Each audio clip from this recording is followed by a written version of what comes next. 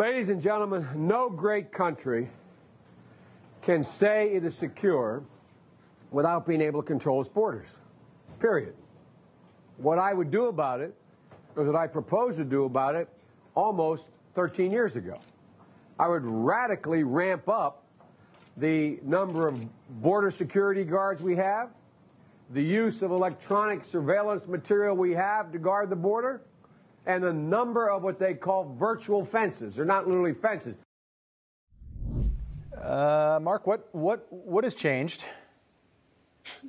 Well, the Democratic Party's moved to the left, and most of his career, Joe Biden has tended to be wherever the Democratic Party at the moment was. So he was a more conservative Democrat early in his career when the party was more conservative, and now the Democratic Party's moved far left, and he's gone with them.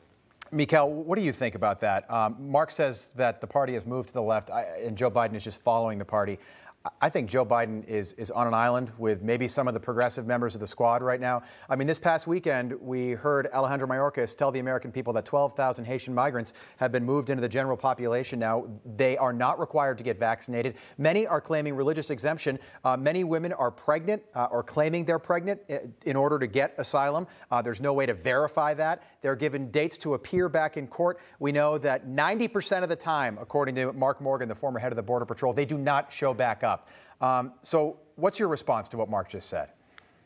Well, I believe that Joe Biden's vision now has dramatically changed, just like he said, along with the left, which is more of a globalist dream, just like Hillary Clinton said that her dream was open borders. And this is what they're doing now. And I believe that this is sponsored by outside groups such as the United Nations and other groups that are actually funding these mass migrations into our country. So I believe that Joe Biden and the Democrats, they basically shift whatever the wind blows, whatever the narrative and whatever the agenda of the party is at that time.